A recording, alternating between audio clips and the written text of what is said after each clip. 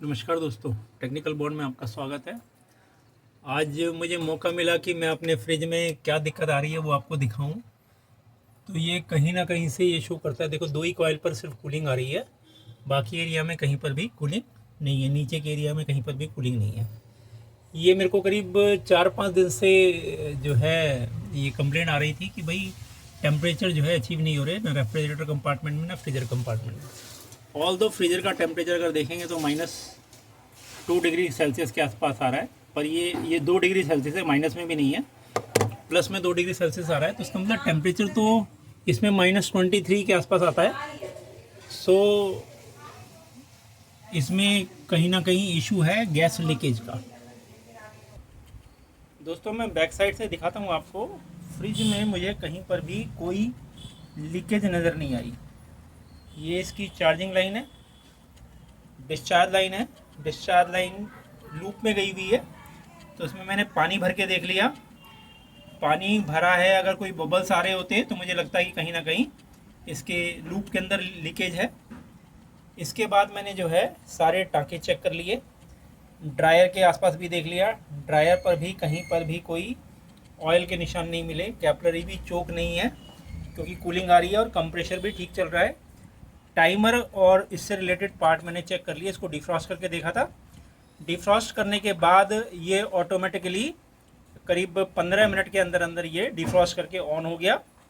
ऊपर थोड़ी बहुत बर्फ़ जमी रह गई थी, जिसको मैंने ड्रायर की मदद से, जो हेयर ड्रायर होता है उसकी मदद से पिघला के ख़त्म किया और दोबारा से रेफ्रिजरेटर को चालू करके देखा तो ये जो कंडीशन अभी दिख रही थी फ्रीजर के अंदर, ये जो कंडीशन है वो उसमें मिली।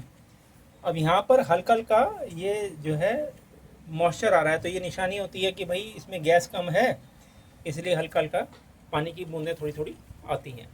तो अब इसमें हम गैस चार्जिंग करेंगे। अब गैस चार्जिंग करने का मैं ये सोच रहा हूँ कि मेरे को ये कंफर्म हो जाए कि इसमें इंटरनली लीकेज है, क्योंकि एक्सटर्नल तो कहीं मिली ही नहीं, तो इसका मतलब कहीं ना कहीं इंटरनल लीकेज है। तो आज मैं इसमें सिर्फ गैस टॉपअप करूँगा, ये पाइप को कट करके थोड़ा सा ऊपर से, और इसमें सिर्फ टॉपअप करूँगा और मैं दिखाऊंगा आपको कि कैसे टॉपअप करते हैं। टॉपअप करने से मुझे ये कंफर्म हो जाएगा कि 8 से 10 दिन में अगर गैस दोबारा से लीक हो जाती है, सेम कंडीशन आती है, तो इसका मतलब हाई साइड से लीकेज है।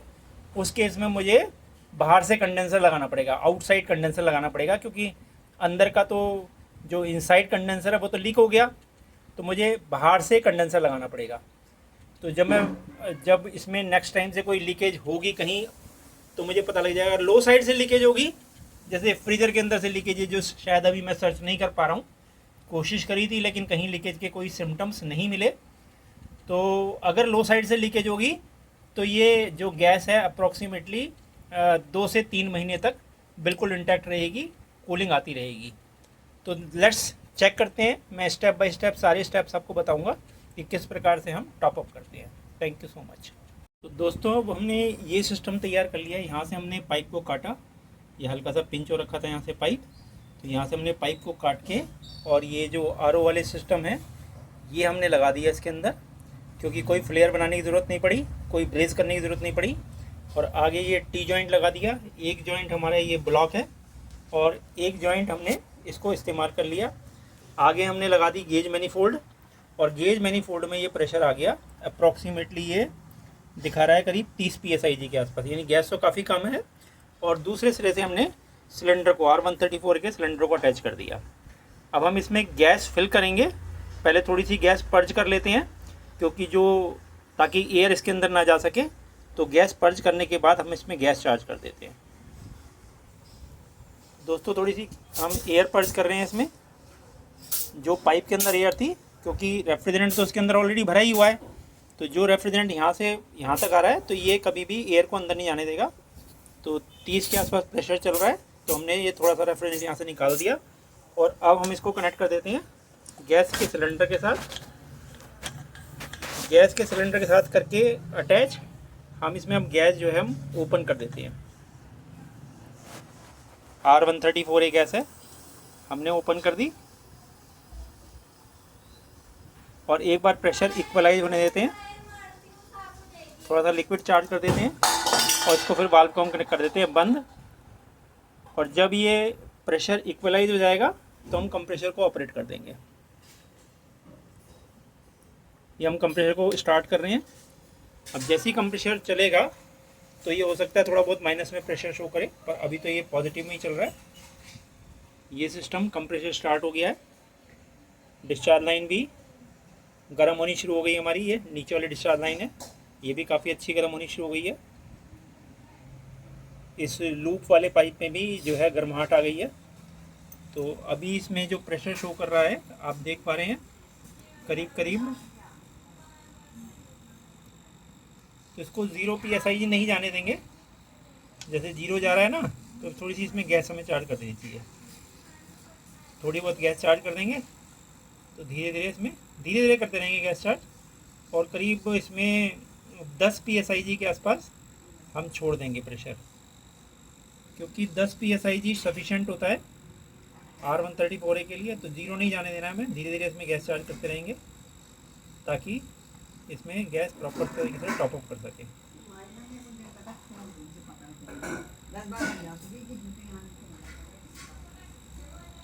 आप देख पा रहे हैं यहाँ से कहीं से भी कोई लीकेज नहीं है। ये सारे जॉइंट जो हैं वो एज ए प्रॉपर काम करते हैं। और मैंने ये ट्राई किया कि भाई कोई फ्लेयर ना बनाना पड़े, कोई और काम ना करना पड़े। सीधे हमने ट्यूब अटैच करी है काट के, और हमने कोई टाँका अभी तक नहीं लगाया है, कोई हमने ब्रेजिंग नहीं करी है, और हम गैस चार्ज कर रहे हैं। तो इसको माइनस में नहीं जाने देंगे, धीरे धीरे इसमें गैस छोड़ते रहेंगे, और 10 PSIG प्रेशर पर हम इसको स्टेबल कर देंगे। अप्रॉक्सीमेटली वैसे 7 के आसपास इसमें रहता है। तो गैस धीरे धीरे चार्ज करनी चाहिए, तेज़ी से चार्ज नहीं करनी चाहिए।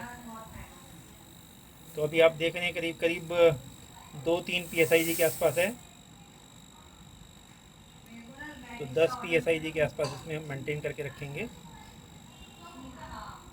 अच्छा, इस केस में हमने ना तो कोई ड्रायर बदला, ड्रायर भी एज इट इज़ है, क्योंकि सिस्टम तो चल ही रहा है, सिर्फ इसमें गैस कहीं से लीक हो रही है। वो हमें कंफर्म करना है कि भाई गैस कहाँ से लीकेज है। तो धीरे धीरे हम प्रेशर छोड़ते रहेंगे। थोड़ी बहुत गैस 100-150 रुपये की गैस चार्ज हो जाएगी, कोई बात नहीं, पर एग्जैक्टली हम सही फॉल्ट डायग्नोज कर पाएंगे। और इसमें अगर आउटसाइड से कंडेंसर लगाना है तो हम वो प्रॉपर तरीके से कंडेंसर लगा पाएंगे।